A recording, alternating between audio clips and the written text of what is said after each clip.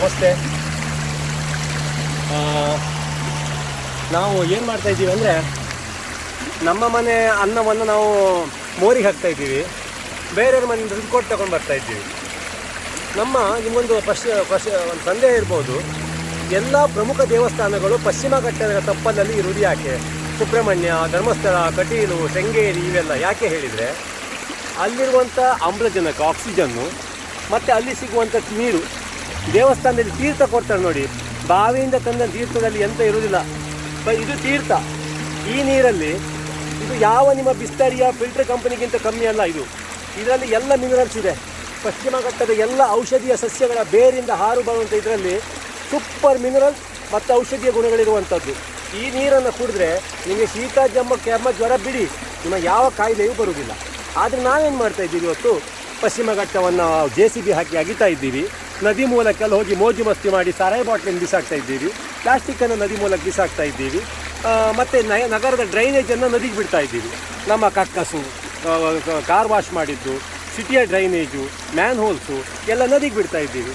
ನಾವು ಈಗ ಮನೆಯಲ್ಲಿ ಕುಡಿಯೋದು ಬಿಸ್ಲರಿ, ಯಾವುದು ಫಿಲ್ಟರ್ ಕಂಪನಿ, ಬಿಸ್ಲರಿ ಅಂತ ಕಂಪನಿಗೆ ದುಡ್ಡು ಕೊಟ್ಟು ನೀರು ತಗೊಬಂದು ಕುಡಿತಾ ಇದ್ದೀವಿ. ಇದು ನಮ್ಮ ಕರ್ಮ.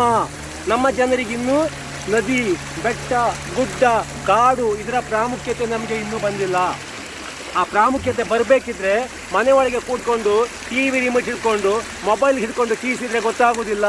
ಪಶ್ಚಿಮ ಘಟ್ಟಕ್ಕೆ ಬನ್ನಿ, ಗಿಡ ನಡಿ, ಅಲ್ಲಿರುವಂಥ ನದಿಯ ನೀರನ್ನು ಒಮ್ಮೆ ಟೇಸ್ಟ್ ಮಾಡಿ ನೋಡಿ. ಆಗ ಕಾರ್ಪೊರೇಷನ್ ನಲ್ಲಿಯಲ್ಲಿರುವ ನೀರಿನ ಗುಣಮಟ್ಟ ಒಳ್ಳೆಯದೋ, ಇಲ್ಲ ನೀವು 20 ರೂಪಾಯಿ ಕೊಟ್ಟು ಪೇಟೆಯಲ್ಲಿ ತಗೊಂಡು ಬರ್ತಕ್ಕಂಥ ನೀರಿನ ಗುಣಮಟ್ಟ ಒಳ್ಳೆಯದಾ, ಇಲ್ಲ ಈ ನೀರಿನ ಗುಣಮಟ್ಟ ಒಳ್ಳೆಯದಂತ ಗೊತ್ತಾಗತ್ತೆ. ಒಮ್ಮೆ ಟೇಸ್ಟ್ ಮಾಡಿ. ಈ ನೀರನ್ನು ಹೀಗೆ ಉಳಿಸ್ಕೊಂಡ್ರೆ, ಈ ಕಾಡನ್ನು ಉಳಿಸ್ಕೊಂಡ್ರೆ, ಕಾಡು ಉಳಿದ್ರೆ ನೋಡಿ, ಮಳೆ ನಿಂತರೂ ಕೂಡ ಈ ನೀರು ಬರುತ್ತೆ. ಎಲ್ಲಿ ಹೇಳಿದರೆ, ಈ ಮರದ ಬೇರಿನಲ್ಲಿ ಶೇಖರವಾಗಿರುವಂಥ ನೀರು, ಈ ಕಾಡಿನಲ್ಲಿ ಶೇಖರ ಆಗಿರುವಂಥ ಅಂತರ್ಜಲ. ಕಾಡು ಉಳಿದ್ರೆ ನೀರು ಉಳಿಯುತ್ತೆ, ನೀರು ಉಳಿದ್ರೆ ನದಿ ಹಳ್ಳ ಹುಟ್ಟುತ್ತೆ, ಹಳ್ಳ ಇದ್ದರೆ ತೊರೆಯಾಗಿ, ನದಿಯಾಗಿ, ಸಮುದ್ರ ಸೇರುತ್ತೆ. ನಮಗೆಲ್ಲ ಕುಡಿಯೋಕ್ಕೂ ನೀರು ಸಿಗುತ್ತೆ, ಪ್ರಾಣಿ ಪಕ್ಷಿಗಳಿಗೂ ನೀರು ಸಿಗುತ್ತೆ. ಕಾಡು ನಾಶ ಆದರೆ ನದಿಯೂ ಇಲ್ಲ, ಏನೂ ಇಲ್ಲ.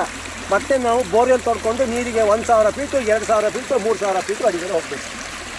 ಇನ್ನಾದರೂ ಸ್ವಲ್ಪ ನಮ್ಮ ಸುತ್ತಮುತ್ತಲಿರೋ 4 ಗಿಡ, ಮನೆ ಸುತ್ತ ಗಿಡ ನೋಡೋದು, ಪಶ್ಚಿಮ ಘಟ್ಟ ರಕ್ಷಣೆ ಮಾಡೋದು, ಶೋಲಾ ಅರಣ್ಯ ರಕ್ಷಣೆ ಮಾಡೋದು, ಅದು ನಮಗೆ ನಿಮಗೆ ಅಂತಲ್ಲ, ನಮ್ಮ ಮುಂದಿನ ಮಕ್ಕಳಿಗೆ, ಮುಂದಿನ ಜನಾಂಗಕ್ಕಾದರೂ ಒಂದಿಷ್ಟು ಕಾಡು ಉಳಿಸಿ ಹೋಗೋಣ ಎನ್ನುವಂಥದ್ದು ನನ್ನ ಮನವಿ. ನನ್ನ ಮಾತ್ರ ಅಲ್ಲ, ನಿಮ್ಮ ಕರ್ತವ್ಯ ಕೂಡ. Thank you.